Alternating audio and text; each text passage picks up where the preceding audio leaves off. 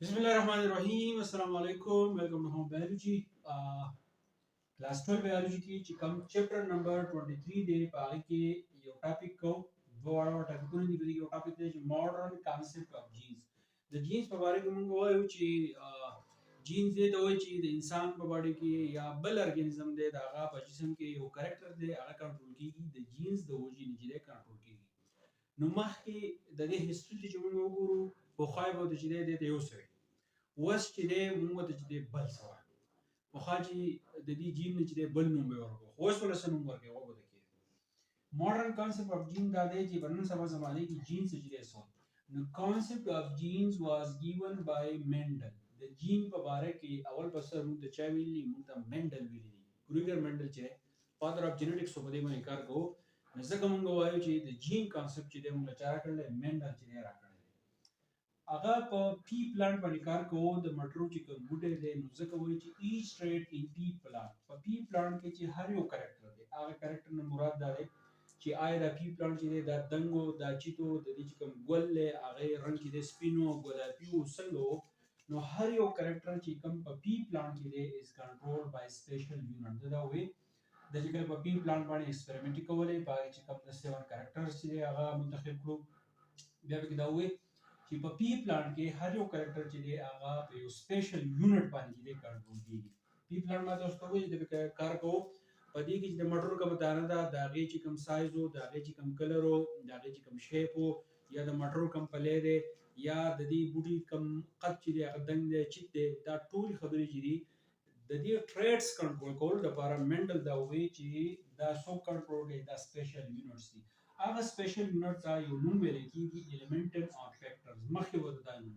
سنوم به وته وی ایلیمنټن آن فیکټرز د مندل په وخت کې وته دا نوم ویل دا ام سی کیوز د بارات ساتي ایلیمنټن یا فیکټرز اوس وکړي modern terminology called it genes نن سبا چې کومه په modern genetics کې وګورو نو دې د سنوم وی په modern terminology کې د genes ویل کېږي دنیا نه لاړو نو دغه په ژوندانه باندې دغه کار چې چا نه پیژنو خو چې کله د دنیا نه لاړو د مرګ نه بعد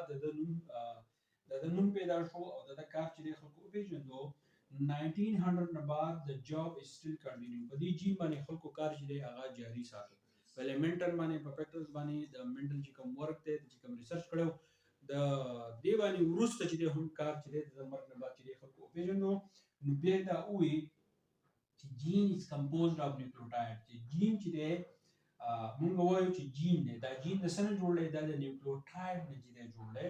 نیوکلیوټاید سیکوینس نه کدا څه یادي موږ ویلو اډینین ګوانین تایمین سایټوسین دا زموږ سره نیوکلیوټاید دی وایي په دې کې دا نیوکلیوټاید یو سیکوینس چې دی شامل دی ا شارټ سیگمنٹ چې دی ډیر وګد نه شارټ سیگمنٹ دی ا سیگمنٹ د چا دی هغه د ډي ان اے دی which is composed of amino acid او دا مطلب دا سیکوینس چې دا څه کار کوي د سپیسیفیک امینو اسید چې هغه پیدا کوي ګوره جین چې دی د نیوکلیوټاید نه جوړل نیوکلیوټاید یو سیکوینس دی یو شارټ سیگمنٹ دی د ډي ان اے او هغه څه چل کوي هغه دا چل کوي چې هغه امینو اسید چې دی هغه پیدا کوي نو ماډرن کانسپټ اف جین دا دی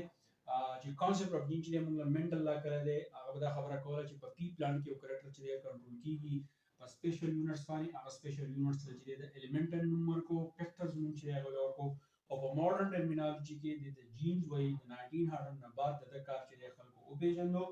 او دا وایي جین چې دا زموږ سره نیوکلیوټاید باندې مشتمل دی